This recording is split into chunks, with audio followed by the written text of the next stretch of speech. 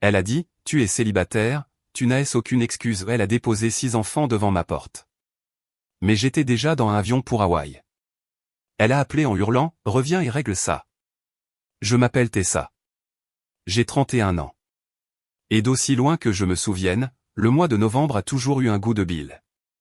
La plupart des gens, lorsqu'ils voient le calendrier passer à novembre, pensent aux épices de citrouille, à la dinde, et aux achats de Noël anticipés. Moi, je le vois, et j'ai l'estomac qui se noue. C'est la réponse pavlovienne d'une femme qui sait qu'elle est sur le point d'être enrôlée dans une guerre pour laquelle elle n'a jamais signé. Voyez-vous, dans ma famille, je ne suis pas Tessa, la designer UI/UX senior qui gère des infrastructures numériques complexes pour des entreprises du Fortune 500. Je ne suis pas Tessa, la femme propriétaire de son propre appartement à Chicago, celle qui paie seule son hypothèque. Non, pour ma famille, je suis juste Tessa, la célibataire, celle qui n'a pas d'enfant, celle qui, selon eux, passe ses journées à jouer sur l'ordinateur. Et parce que je n'ai ni mari ni enfant, j'ai été désigné comme le chemin de moindre résistance de la famille. Laissez-moi vous ramener 3 ans en arrière, pour vous expliquer exactement ce que je veux dire. C'était Thanksgiving. Ma sœur Britney et mon frère Tyler étaient arrivés avec leur progéniture. À l'époque, il n'y avait que 4 enfants à eux deux. Aujourd'hui, il y en a 6. J'avais passé 6 heures dans la cuisine, à aider ma mère, Diane, à arroser la dinde, à écraser les pommes de terre, et à dresser la table. J'étais épuisé. J'avais mal au dos. J'avais hâte de m'asseoir, de prendre un verre de vin, et de manger enfin la nourriture que j'avais préparée. Mais quand nous sommes entrés dans la salle à manger, j'ai vu la disposition. Il y avait la table principale, dressée avec la belle porcelaine, les verres en cristal, et les bouteilles de vin. Il y avait 6 chaises, maman, papa, Britney, son mari, Tyler, et sa femme. Et puis, dans un coin, poussée contre le mur, se trouvait une table pliante en carton. Elle était bancale, recouverte d'une nappe en plastique. Là, étaient assis les bambins, hurlant et frappant avec leurs cuillères en plastique. Et il y avait une seule chaise de taille adulte, coincée parmi eux. J'ai regardé ma mère. J'ai demandé, maman, où est-ce que je m'assieds? Elle n'a même pas levé les yeux alors qu'elle servait du vin à mon frère. Elle a simplement agité la main, d'un geste dédaigneux, et a dit, oh, il n'y avait pas assez de place à la grande table, Tessa. En plus, les enfants ont besoin d'aide pour couper leur viande. Tu es si doué avec eux. Ça ne te dérange pas, n'est-ce pas? Si, ça me dérangeait. Ça me dérangeait énormément. J'avais 28 ans. J'avais conduit 2 heures pour venir. J'avais cuisiné la moitié du repas, et j'étais rétrogradé à la table des enfants pour servir de nounou non rémunéré, pendant que les vrais adultes profitaient de leur dîner. Mais j'ai regardé mon père, qui était déjà ivre, et ma sœur, qui faisait semblant de ne pas entendre, et j'ai ressenti ce poids lourd et familier dans ma poitrine. Le poids de l'obligation. Le fantôme de mon père me disant, ne crée pas d'ennui, Tessa. Alors, je me suis assise à la table pliante. J'ai passé mon Thanksgiving à essuyer de la purée sur le visage d'un bambin, et à couper de la dinde en petits morceaux, tout en écoutant les rires et le tintement des verres de la table principale, située à 3 mètres de là. J'ai mangé mon dîner froid. C'était ça, la dynamique. C'était le rôle qu'on m'avait attribué, laide, la servante invisible. Mais cette année, quelque chose m'a semblé différent. J'étais fatigué. Pas seulement d'une fatigue physique, mais d'une fatigue de l'âme. Je venais de terminer un projet massif au travail. J'avais enchaîné des semaines de 60 heures pendant 2 mois consécutifs. J'avais mis de côté un bonus important. Et pour la première fois depuis des années, je rêvais d'un Noël où je n'aurais pas à ramasser des papiers cadeaux, ni à interrompre des bagarres entre cousins. J'étais assise dans mon bureau à domicile, fixant la ligne d'horizon grise de Chicago, quand mon téléphone a sonné. L'écran affichait le mot « Maman ». Je l'ai fixé pendant 10 bonnes secondes. Mon rythme cardiaque a bondi. Cette angoisse, froide et tranchante, m'a envahi. J'ai pris une grande inspiration, j'ai pris ma meilleure voix de « fille parfaite » et j'ai répondu. « Salut, maman », ai-je dit. « Tessa, chérie. » Sa voix était trop forte, trop enjouée. C'était une performance. J'ai la plus merveilleuse des nouvelles. Mon estomac s'est serré. Les « merveilleuses nouvelles » de ma mère signifiaient généralement un terrible inconvénient pour moi. Oh, c'est quoi? Ton frère et ta sœur reviennent tous les deux à la maison pour la semaine entière de Noël. Et ils amènent tous les petits-enfants. Tout le monde sera là, les jumeaux, Penny, Mason, Lily, et même le petit Noah. J'ai fait le calcul mental. Cela faisait 6 enfants. 6 enfants de moins de 7 ans. Waouh, ai-je dit, en essayant de paraître enthousiaste. Ça va faire du monde. Exactement, Pépiaël. Et c'est pour ça que j'ai un plan. Un plan de maître. Tu vas adorer. J'ai agrippé le bord de mon bureau. Quel est le plan, maman? Eh bien, commença TL, et je pouvais entendre son sourire au téléphone. Comme nous sommes si nombreux, la maison sera un chaos absolu. Et tu sais à quel point je suis stressé par le bruit. Alors, je me suis dit, ne serait-ce pas charmant si les adultes pouvaient avoir un Noël un peu vintage? Juste des dîners calmes, peut-être une dégustation de vin, un peu de détente. D'accord, dis-je lentement. Et les enfants? C'est là que tu bloques, dit-elle, comme si elle me conférait un grand honneur. Puisque tu as cette grande et belle maison pour toi toute seule, et que tu es si proche de nous, j'ai dit à Britney et Tyler que les enfants pourraient faire une soirée pyjama chez eux tante Tessa pendant 3 jours. Du réveillon de Noël jusqu'au 27. N'est-ce pas amusant? Ce sera comme un petit camp de vacances pour eux. Je suis restée assise là, abasourdie. Le silence s'est étiré sur la ligne. Elle voulait que j'accueille 6 enfants, dont un bébé de 6 mois et des jumeaux de 4 ans, qui sont essentiellement des ouragans sous forme humaine, pendant 3 jours, seuls, pendant Noël. Maman, dis-je, la voix légèrement tremblante. Tu veux que je garde 6 enfants pendant 3 jours, toute seule? Oh, ne sois pas dramatique, rit-elle. C'est juste du temps en famille. Tu adores les enfants, et ce n'est pas comme si tu avais autre chose de prévu. Et voilà. Le premier coup de semon s'était tiré. J'ai des choses de prévues, maman, dis-je, en essayant de garder ma voix stable. J'ai du travail. J'ai des délais. J'avais en fait prévu de prendre quelques jours juste pour récupérer. Je suis épuisé. Récupérer? Se moqua TL. Récupérer de quoi? D'être assise en pyjama à cliquer sur une souris? Tessa, s'il te plaît. Ta sœur passe ses journées dans une classe avec 30 enfants qui hurlent. Ton frère est dehors à vendre de l'immobilier, à conduire dans toute la ville. Eux, ils ont un vrai stress. Ils ont besoin de cette pause. Moi aussi, j'ai un vrai stress, argumentai-je, même si je savais que c'était vain. Je gère des systèmes entiers, maman. Si je fais une erreur, des entreprises perdent des millions de dollars. Ce n'est pas la même chose, me coupa-t-elle instantanément. Personne ne dépend de toi. Tu n'as pas de bouche à nourrir. Tu as tout ce temps libre et ce grand espace vide. C'est égoïste de tout garder pour toi quand ta famille a besoin de toi. Ce n'est pas un espace vide. C'est ma maison, dis-je, sentant la chaleur monter à mes joues. Et je ne suis pas une garderie, maman. 6 enfants, c'est impossible pour une seule personne. Le bébé Noah a besoin d'une attention constante. Les jumeaux sont intenables. Je ne peux pas le faire. Je leur ai déjà dit que tu le ferais, dit-elle. Son ton passa du mielleux à l'acier. Ils comptent sur toi. Britney a déjà acheté une robe pour le dîner du réveillon. Tyler a fait des réservations. Tu ne peux pas gâcher ça pour eux. Tu n'aurais pas dû leur promettre sans me demander d'abord. Je dis non. Il y eut une pause. Un silence long et pesant. Puis, elle laissa échapper un soupir qui ressemblait à un pneu qui se dégonfle. Je ne pensais pas que tu serais aussi difficile, Tessa. Après tout ce que nous avons fait pour toi. Ton père serait si déçu de t'entendre tourner le dos à la famille. La mention de papa était un coup bas. Elle le savait. Je le savais. Mais elle l'a utilisé quand même. C'est juste 3 jours, insista TL. Considère cela comme ton cadeau de Noël à la famille, puisque tu n'achètes jamais vraiment de gros cadeaux de toute façon. Ça m'a piqué. J'achetais des cadeaux réfléchis chaque année. Mais parce qu'il ne s'agissait pas de gadgets tape à accent graveleuil ou coûteux, ils étaient ignorés. Maman, je ne peux pas, répétai-je. J'ai besoin de me reposer. Je pensais même peut-être partir pour Noël. Partir? Elle rit. Un aboiement bref. Partir où? Toute seule? Qui part en vacances seule à Noël? C'est pathétique, Tessa. Ce n'est pas pathétique. Je veux me détendre. Écoute, trancha TL. Je ne discute plus de ça.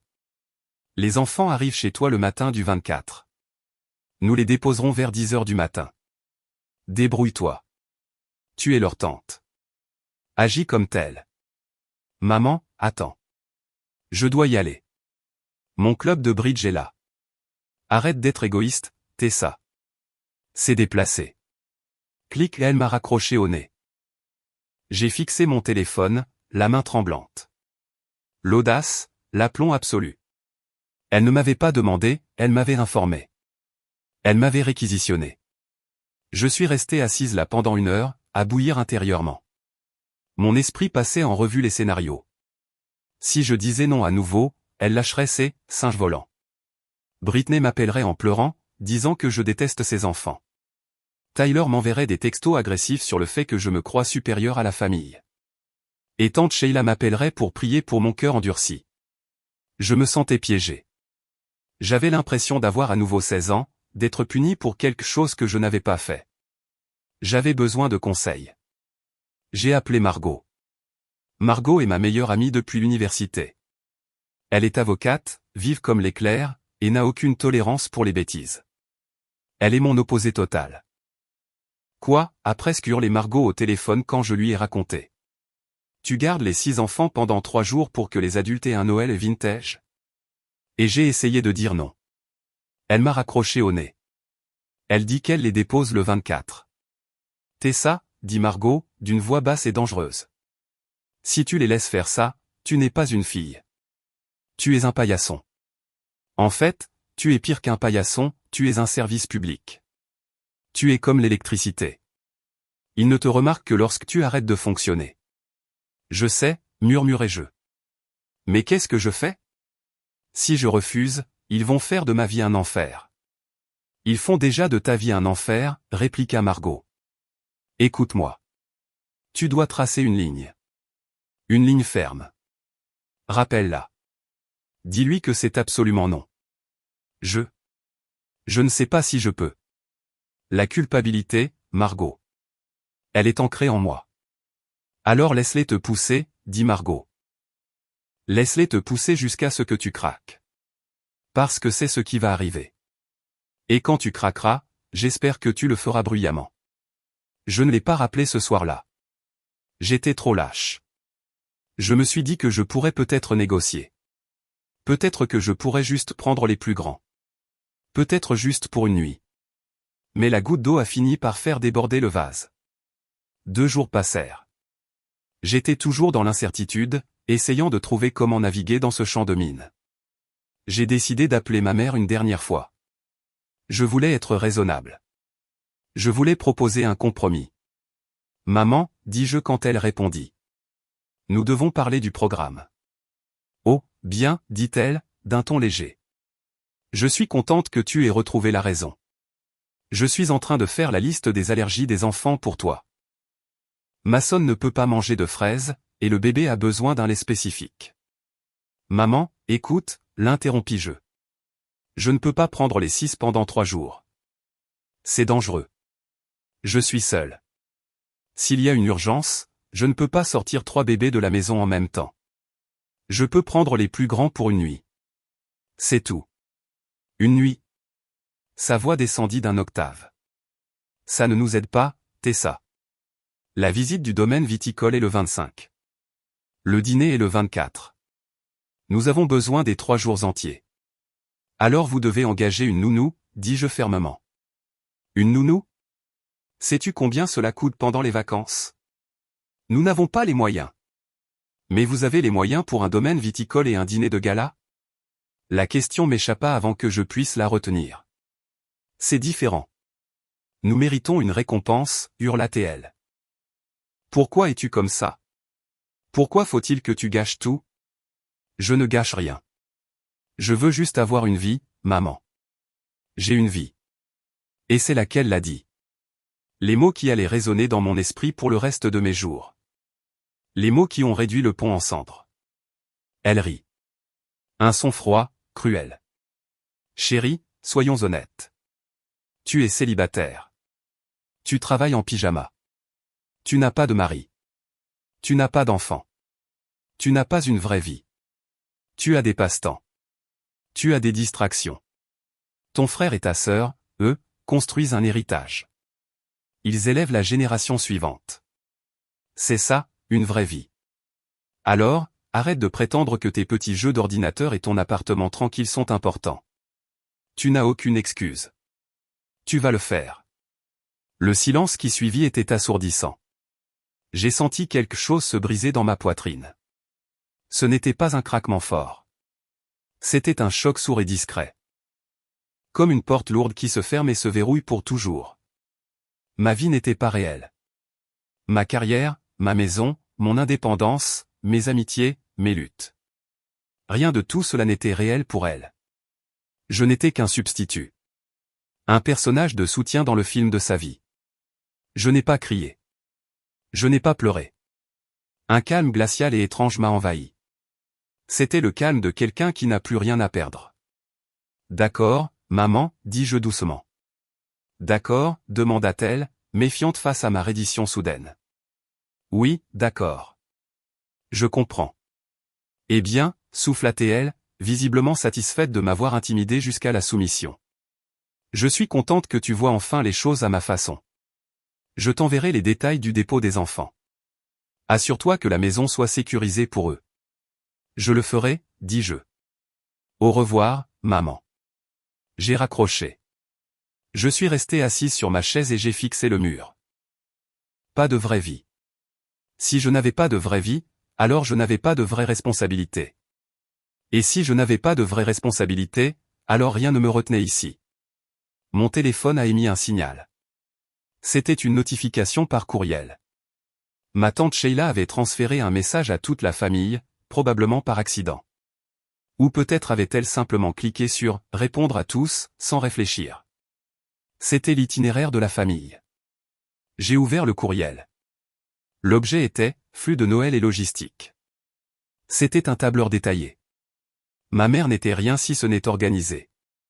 Il décomposait chaque heure des vacances de Noël.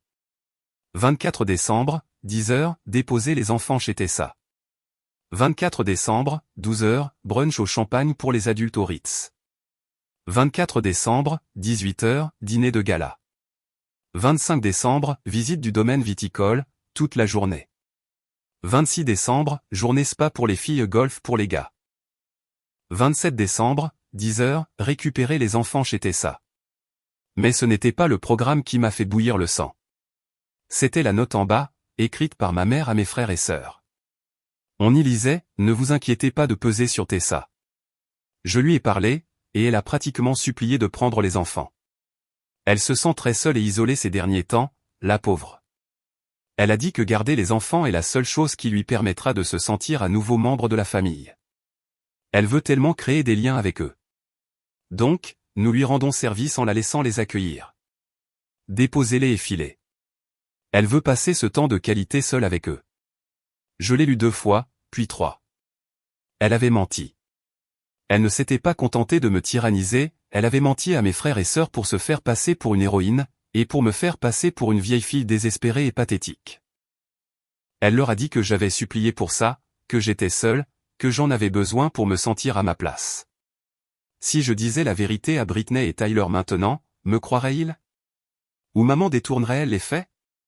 Dirait-elle que j'étais d'humeur changeante? Dirait-elle que j'avais promis et que je m'étais rétracté? J'ai réalisé alors que les mots étaient inutiles.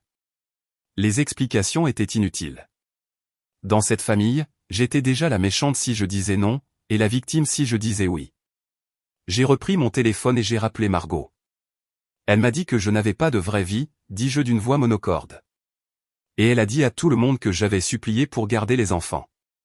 Oh, c'est hors de question, dit Margot. Tessa, s'il te plaît, dis-moi que tu as un plan. Dis-moi que tu ne vas pas faire des biscuits et changer des couches pour ces gens-là. J'ai un plan, dis-je. Mais j'ai besoin de ton aide. Est-ce que l'offre de conseil juridique est toujours valable? Toujours. Qu'est-ce que tu vas faire? Je vais lui prouver qu'elle a raison, dis-je. Elle dit que je n'ai pas de vraie vie. Alors, je vais aller en trouver une. Quelque part très loin d'ici. À quel point? Hawaï, dis-je. Et je ne vais pas leur dire. Margot eut un souffle de surprise, puis laissa échapper un petit rire ravi. T'es ça. C'est nucléaire. Si tu fais ça, ils seront coincés le soir du réveillon. Je sais, dis-je. Je veux qu'ils le sentent.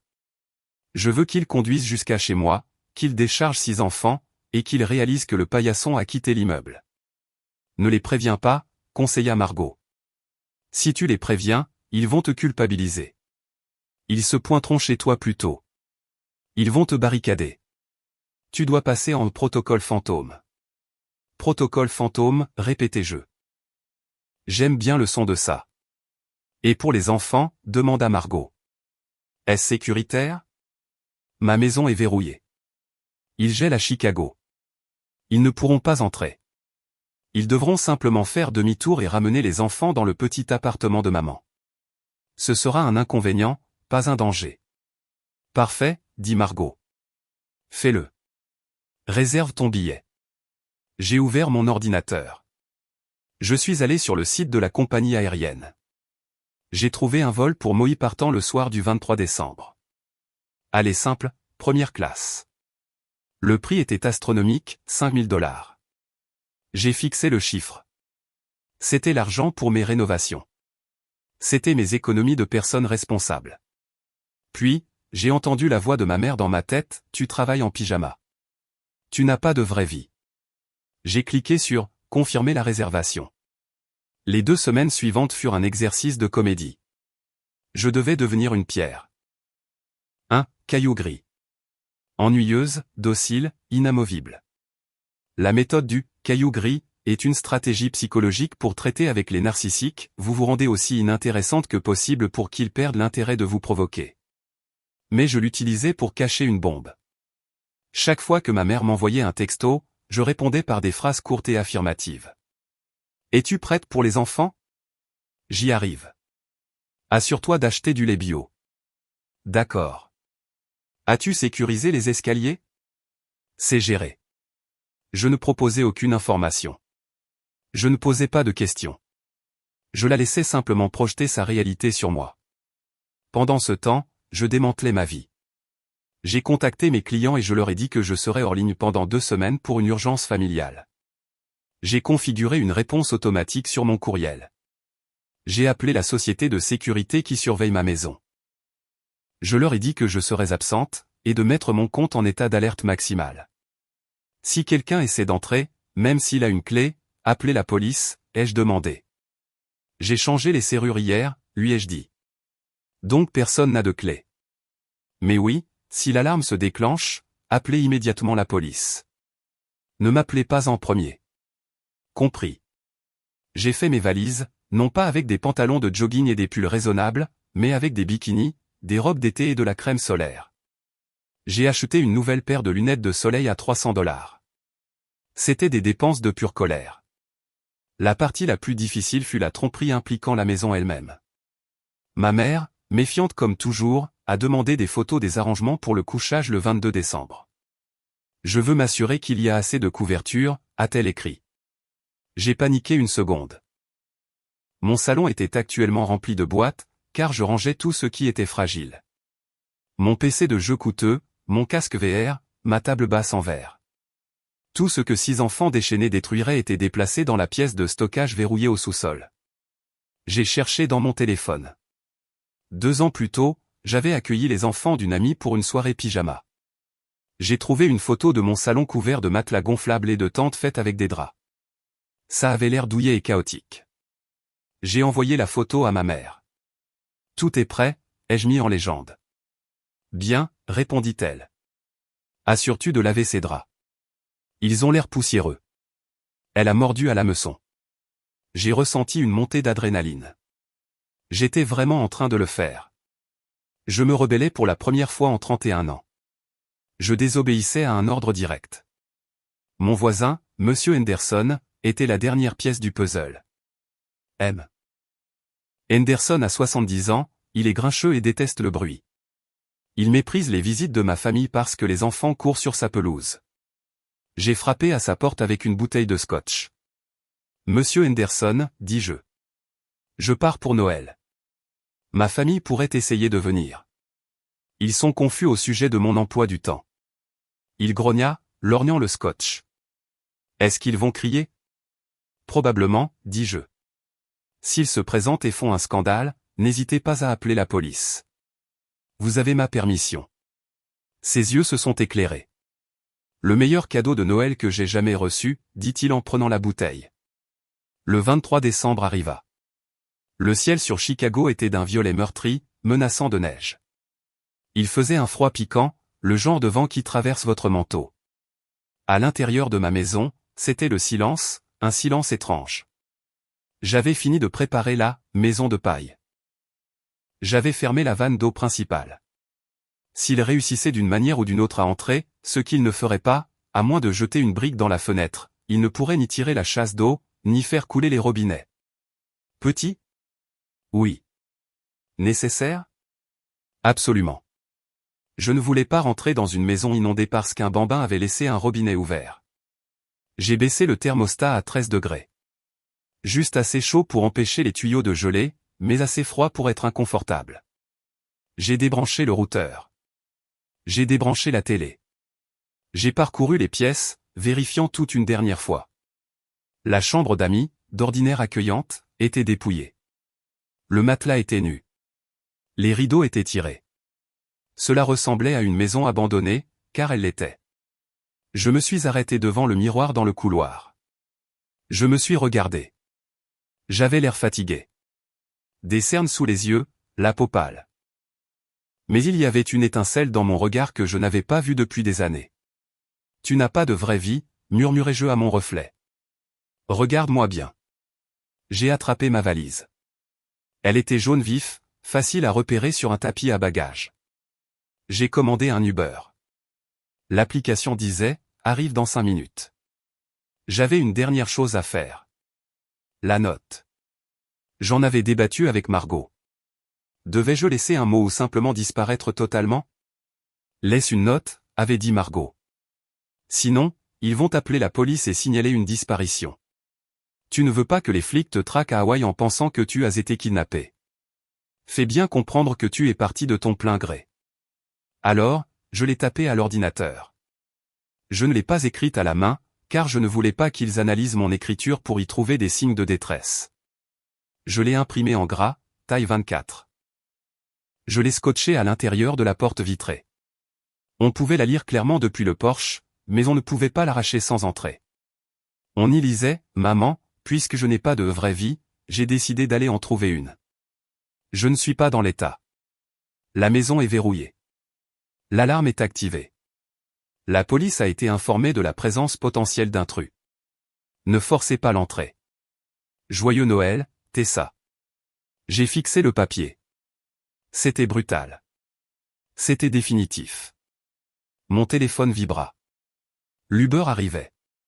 Je suis sorti, j'ai verrouillé le pêne dormant, j'ai verrouillé la poignée, et j'ai tiré la porte vitrée.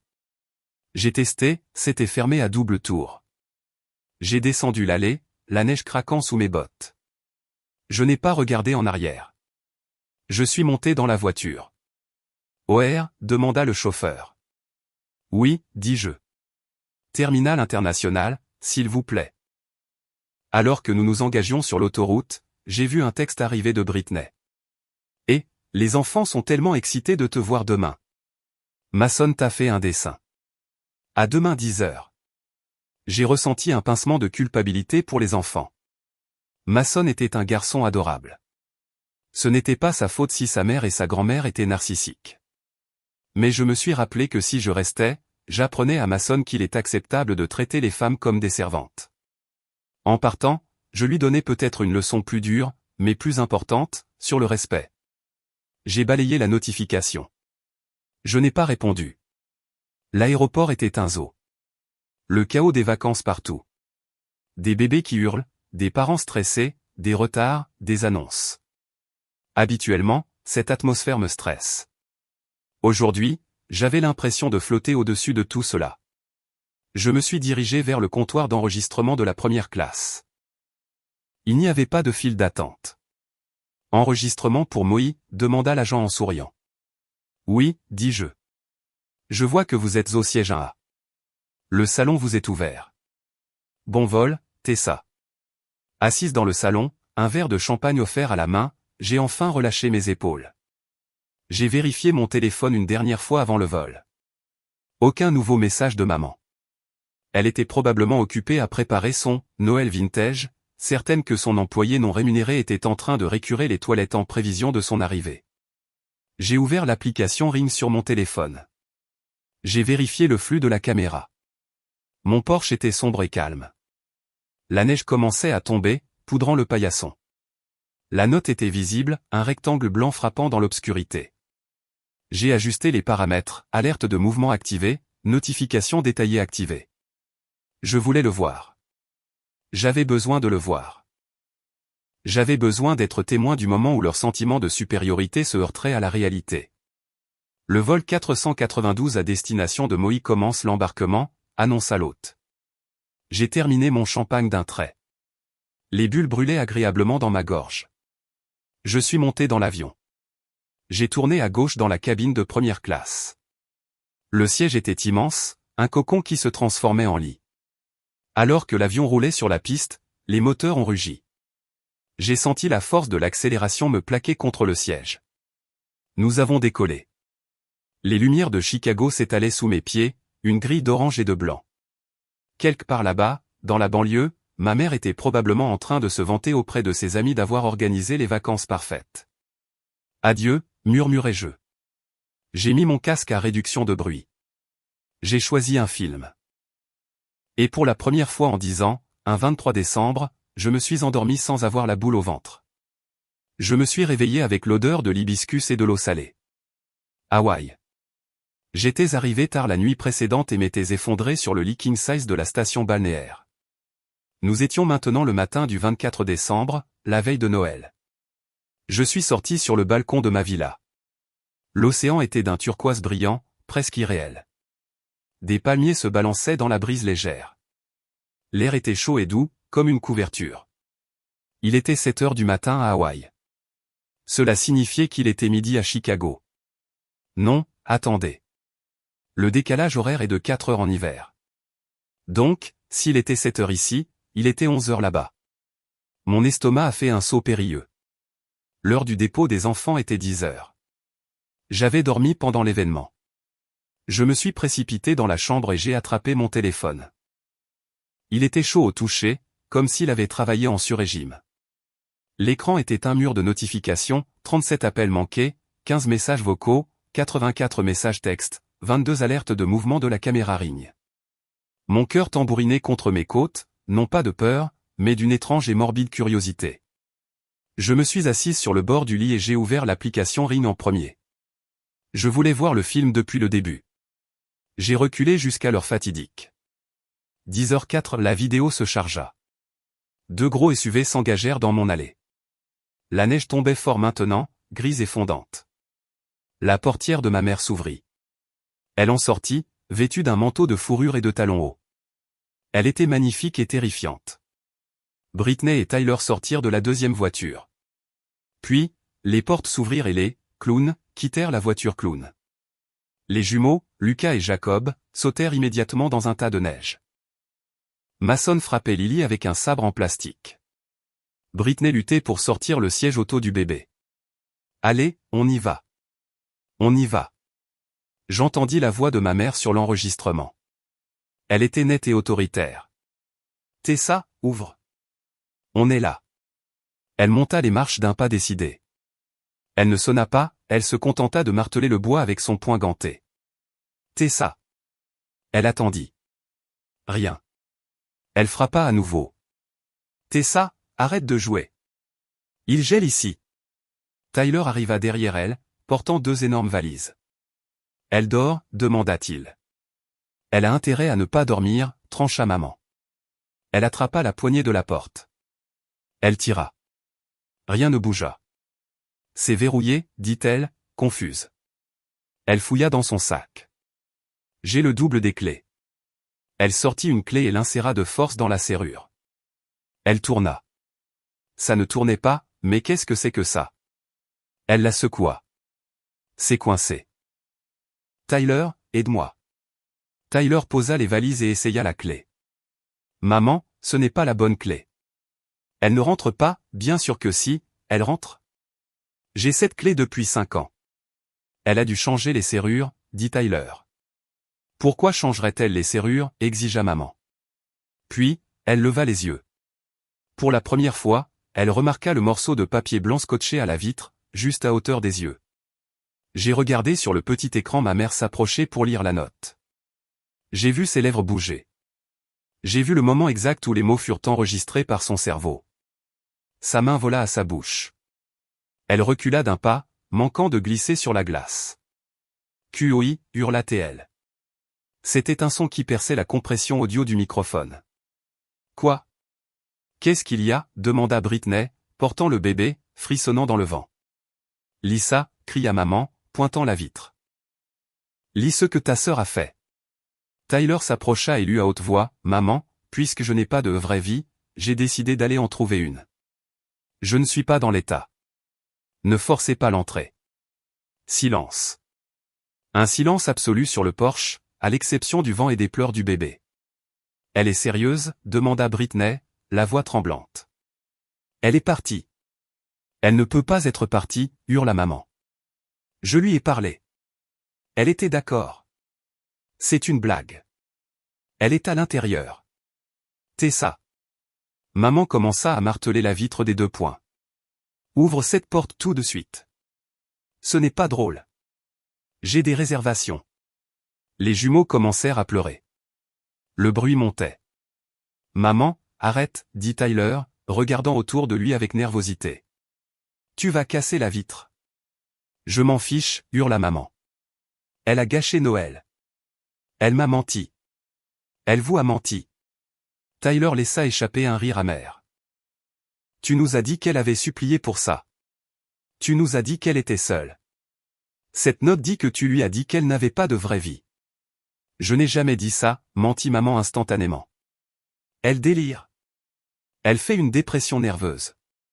Eh bien, dépression ou pas, on est à la porte, dit Britney, les larmes coulant sur son visage. Et mes enfants gèlent. Où est-ce qu'on va aller? On va entrer, déclara maman. Tyler, casse la fenêtre à l'arrière. Je ne casse pas de fenêtre, maman, dit Tyler. La note dit qu'elle a appelé la police. L'alarme est mise. Elle bluffe. Je ne risque pas la prison pour ça, cria Tyler en retour. Je suis passé au clip vidéo suivant.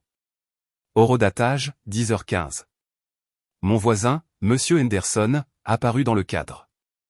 Il portait son peignoir et tenait une tasse de café, debout sur son propre porche, juste à côté. Et, hurla Monsieur Henderson. Baissez d'un ton. Il y a des gens qui essaient de dormir.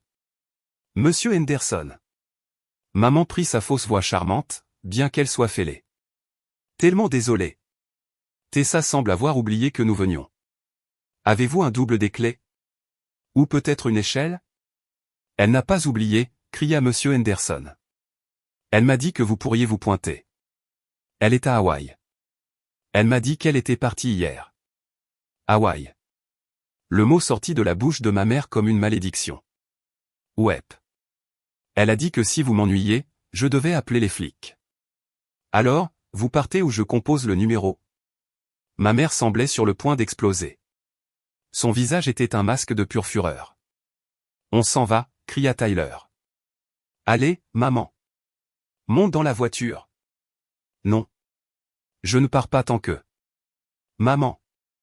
Le bébé devient bleu, hurla Britney. On doit aller chez toi.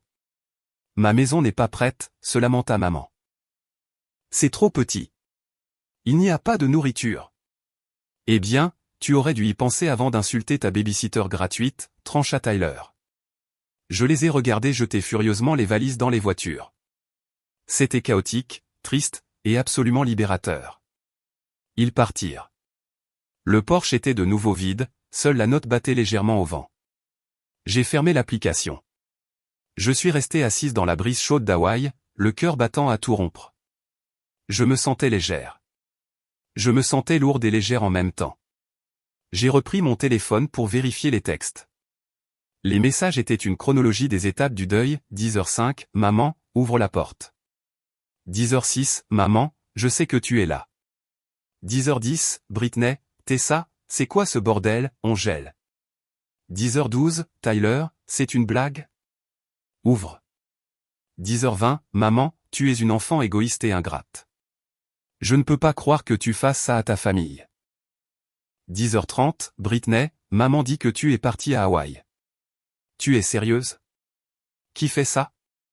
10h45, maman, réponds au téléphone. Nous sommes à mon appartement. Les enfants pleurent. Il n'y a nulle part où dormir. Tu dois revenir immédiatement. J'ai écouté un message vocal. C'était maman. Tessa, c'est ta mère. Je ne sais pas à quel genre de jeu tordu tu joues, mais ça s'arrête maintenant. Tu vas prendre le prochain vol de retour. Je me fiche du prix. Nous avons des réservations au Ritz dans 2 heures. Tu dois prendre ces enfants. Si tu n'es pas revenu d'ici ce soir, ne prends même plus la peine de revenir dans cette famille. Jamais. La menace. L'ultimatum. J'ai tapé une réponse.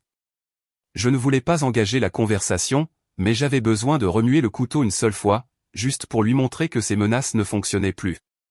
Je suis sorti au bord de la piscine. J'ai commandé un Mai-Tai au serveur. J'ai posé mes pieds sur la chaise longue, cadrant l'océan, la boisson, et mes jambes bronzées. J'ai pris une photo. J'ai ouvert la discussion de groupe de la famille. J'ai joint la photo.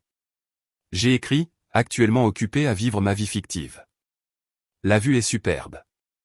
Débrouillez-vous. Envoyez. Puis, j'ai fait la chose la plus satisfaisante de toutes. Je suis allé dans les réglages. J'ai coupé les données cellulaires de ma ligne principale. J'ai activé le mode « Ne pas déranger ». J'ai mis le téléphone dans mon sac de plage. J'ai passé le reste de la veille de Noël à lire un livre au bord de la piscine. Je me suis baigné dans l'océan. J'ai mangé de l'ananas frais. Pour le dîner, je me suis offert un steak et une queue de langouste au restaurant du complexe. Le serveur m'a demandé « Une table pour une personne ?» Oui, dis-je en souriant. Une table pour une personne. C'est parfait. À Chicago, je savais exactement ce qui se passait. Le « Noël vintage » de maman était mort. Il n'y avait pas de dîner de gala. Il n'y avait pas de visite de domaine viticole. Il y avait 6 enfants entassés dans un appartement de 2 chambres rempli d'antiquités fragiles. Il y avait des matelas gonflables sur le sol. Il y avait de la pizza au lieu du filet mignon. Il y avait des cris. Il y avait des reproches. Et pour la première fois, je n'étais pas là pour éponger tout cela. J'ai appris plus tard, par ma tante Sheila, ce qui s'était passé cette nuit-là. Tante Sheila est la sœur de ma mère, mais elle a toujours été là, tante cool. Elle adore les drames, tant qu'il ne lui arrive pas à elle. Elle m'a appelé le 26 décembre. J'avais enfin rallumé mon téléphone pour vérifier les urgences. « Tessa » cria-t-elle quand je répondis. « Tu es une légende absolue. »« Salut tante Sheila » dis-je en riant nerveusement. « J'imagine que tu as appris la nouvelle. »« Appris ? Chérie, j'ai vu le rapport de police. »« Rapport de police ?» Je me suis redressé sur mon lit. « Attends, Monsieur Henderson a vraiment appelé les flics ? » « Oh, il les a appelés, c'est certain. Mais pas seulement à leur arrivée. Il les a appelés le soir même. »« Pourquoi ? » Apparemment, commença Sheila, savourant visiblement le récit, vers 20h le soir du réveillon, Tyler s'est saoulé. Il était furieux d'être coincé dans l'appartement de ta mère avec les jumeaux qui hurlaient. Il a décidé qu'il allait s'introduire chez toi pour récupérer la Xbox ou quelque chose pour distraire les enfants. Ou peut-être juste pour y dormir. Il y est retourné. Oui. Il a pris un Uber pour retourner chez toi. Il a essayé de forcer une fenêtre du sous-sol. L'alarme s'est déclenchée. La grosse alarme, celle qui hurle. Tant mieux, dis-je. C'est fait pour ça. M. Henderson a appelé les flics immédiatement. Ils sont arrivés et ont trouvé ton frère en train d'essayer de ramper par une fenêtre dans la neige. Ils lui ont mis les menottes, Tessa. Non. Si. Ta mère a dû conduire jusqu'à là-bas en pyjama pour payer sa caution et expliquer que c'était ton frère. La police l'a laissé partir avec un avertissement, mais ils lui ont dit que s'il revenait, il serait arrêté pour violation de propriété. Ta mère était mortifiée. Tous les voisins regardaient. Je me suis allongé sur le lit, fixant le ventilateur de plafond qui tournait lentement. Ma famille avait officiellement touché le fond. Et alors, comment ça se passe à l'appartement? Demandai-je. C'est une zone de guerre, dit Sheila. Britney ne parle plus à maman parce que maman n'arrête pas de critiquer son éducation. Tyler a la gueule de bois. Les enfants ont cassé la figurine Ladro préférée de ta mère. Et ta mère? Eh bien, elle dit à tous ceux qui veulent l'entendre que tu as rejoint une secte. Une secte? J'ai éclaté de rire. Oui. Elle dit que tu as subi un lavage de cerveau par l'agenda libéral pour détester les valeurs familiales.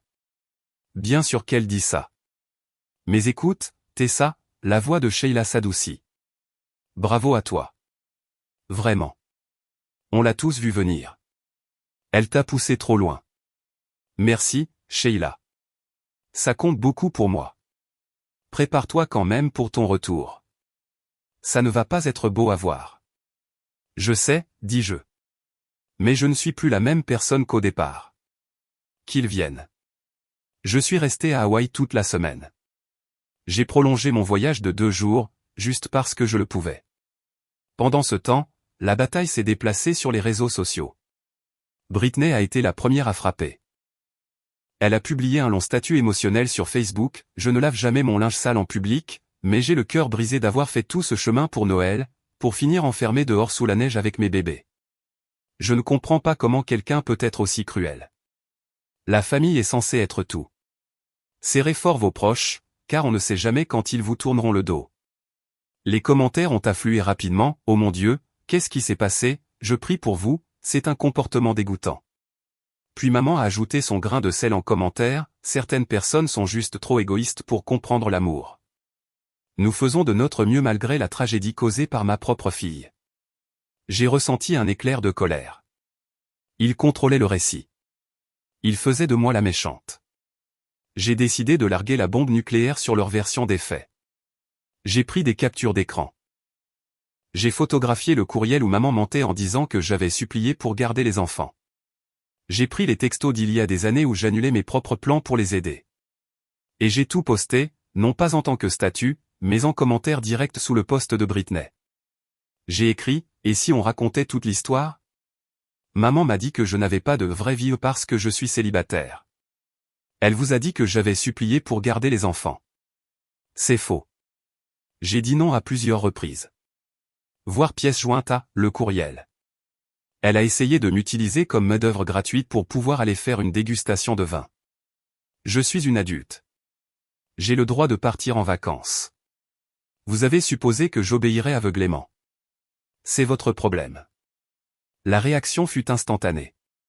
Les « j'aime » tristes se sont transformés en « j'aime » stupéfaits. Les cousins ont commencé à commenter, « Attends, tante Diane a dit que Tessa s'était portée volontaire. » Mon amie Margot a commenté, « Les preuves sont là. » Britney a supprimé le post en moins d'1 heure, mais le mal était fait. La vérité était sortie. Je suis rentré le 2 janvier. Je suis entré chez moi. Ça sentait le renfermé et le froid, mais c'était mon refuge. Rien n'était cassé. Le silence était magnifique. J'ai rouvert l'eau. J'ai déballé ma valise. J'ai attendu la tempête, mais il n'y eut que du silence. Un jour passa. Puis 2. Pas d'appel de maman. Pas de texto furieux de Tyler. C'était la méthode du « caillou gris », mais inversée. Il ne savait plus comment me gérer. Les anciens leviers ne fonctionnaient plus. La culpabilisation ne marchait plus. La honte publique n'avait pas fonctionné. Je suis retourné au travail. Je me sentais plus concentré que je ne l'avais été depuis des années. Finalement, le dimanche suivant, ma sonnette a retenti. J'ai vérifié la caméra. C'était maman. Elle était seule. Elle tenait un récipient en plastique, l'offrande de paix universelle des mères du Midwest. J'ai ouvert la porte. Elle semblait plus vieille. Ses cheveux n'étaient pas parfaitement laqués. Elle avait l'air fatiguée. « Salut », dit-elle. « Salut », répondis-je. Je ne l'ai pas invitée à entrer. Je suis resté sur le seuil, bloquant l'entrée. Je t'ai apporté des lasagnes, dit-elle en me les tendant. Merci. Je les ai prises. C'est tout, Tessa, soupira-t-elle. Est-ce qu'on peut arrêter ça? Ça a été un cauchemar. Je n'ai pas dormi depuis des semaines. Ça a dû être difficile, dis-je, d'une voix neutre. Ton frère et ta sœur sont furieux contre toi. Mais je leur ai dit de laisser tomber. Comme c'est généreux de ta part. Je ne comprends pas ce qui t'est arrivé, dit-elle, me regardant avec une confusion sincère. Tu étais si douce, si serviable. Pourquoi as-tu changé? Je n'ai pas changé, maman. Je me suis juste réveillée. Nous sommes une famille, plaida-t-elle. Nous nous aidons les uns les autres. Non, la corrigé-je. Je vous aide. Vous m'utilisez. Ce n'est pas la même chose. Elle tressaillit. Ce n'est pas juste. Si, c'est juste. Tu as dit que je n'avais pas de vraie vie. Eh bien, j'ai appris quelque chose à Hawaï, ma vie est très réelle, et mon temps est très précieux. J'ai mis la main dans ma poche. Je m'étais préparé pour ce moment. J'ai sorti un morceau de papier plié. C'est quoi ça? Demanda-t-elle en prenant le papier. C'est un contrat, dis-je. Puisque tu sembles avoir du mal à comprendre les limites, je les ai écrites. Elle l'ouvrit. Ses yeux parcoururent la page. Accord de conseil et de garde d'enfant. Tarif, $50 de l'heure, par enfant. Tarif jour férié, $150 de l'heure, par enfant. Délai de préavis, minimum 14 jours requis pour toute demande. Paiement, acompte de 50% à l'avance. Politique d'annulation, non remboursable. Note, tout abus verbal ou commentaire dénigrant concernant les choix de vie du prestataire entraînera la résiliation immédiate des services. Tu veux me facturer pour voir tes neveux et nièces? Elle avait l'air horrifiée. Non, dis-je. Si tu m'invites à dîner pour être une fille et une tante, je viendrai gratuitement. J'aime les enfants. Mais si tu veux que je fasse du babysitting, si tu veux que je sois un prestataire de service pendant que tu pars faire des dégustations de vin, alors oui, c'est mon tarif. C'est ridicule. La famille ne fait pas payer la famille. Alors la famille n'exploite pas la famille, répliquai-je. Ce sont les conditions, maman. C'est à prendre ou à laisser. Si jamais tu essaies à nouveau de me refiler les enfants sans me demander, j'appellerai les services de protection de l'enfance pour abandon. Je ne plaisante pas, elle me fixa. Elle cherchait la faille. Elle cherchait la culpabilité. Mais elle ne la trouva pas. Elle vit une femme qui avait dépensé $5000 pour prouver son point de vue, et qui le ferait encore s'il le fallait. Très bien, murmura-t-elle. Elle plia le papier et le mit dans son sac. Très bien. Super. Je souris. Merci pour les lasagnes. J'ai fermé la porte. Cela fait 4 mois depuis l'incident de Noël. Les choses sont différentes maintenant. Nous ne sommes pas là, famille proche et heureuse, que ma mère prétend que nous sommes sur Facebook. Mais nous sommes honnêtes. Ou du moins, je le suis. Britney et Tyler me parlent encore, surtout parce qu'ils ont besoin de soutien technique, mais la dynamique a changé. Ils demandent. Ils disent, s'il te plaît. Ils disent, merci. Ils ne m'ont pas demandé de faire du babysitting une seule fois. Pas une seule. Parce qu'ils savent que je leur enverrai une facture PayPal. Maman est distante. Elle joue les martyrs auprès de ses amis, leur disant que je suis devenue froide et obsédée par ma carrière. Ça me va. Je peux accepter d'être la méchante dans son histoire, si cela signifie que je peux être l'héroïne dans la mienne. Je prépare déjà mon prochain Noël. Je pense aller dans les Alpes suisses, ou peut-être à Tokyo. Quelque part de loin, quelque part de beau. Quelque part qui soit indéniablement réel. Je repense à cette femme assise à la table des enfants il y a 3 ans, mangeant de la dinde froide, et j'ai envie de la serrer dans mes bras. J'ai envie de lui dire qu'elle vaut plus que son utilité. Si vous m'écoutez et que vous êtes là, Tessa, de votre famille, celle sur qui on compte toujours, la célibataire, celle qui n'a pas de vraie vie, s'il vous plaît, écoutez-moi. Votre vie est réelle. Votre temps vous appartient. Et parfois, la seule façon d'obtenir le respect est de brûler le pont et de les laisser apprendre à nager tout seuls. Voilà, c'est mon histoire. Suis-je l'idiote pour être parti à Hawaï et avoir laissé ma famille se noyer dans son propre chaos? Ou aurais-je dû leur donner un dernier avertissement? Dites-le moi dans les commentaires. Et si vous avez aimé cette histoire de revanche savoureuse, s'il vous plaît, cliquez sur le bouton j'aime et abonnez-vous à la chaîne pour plus de drames. Merci d'avoir regardé.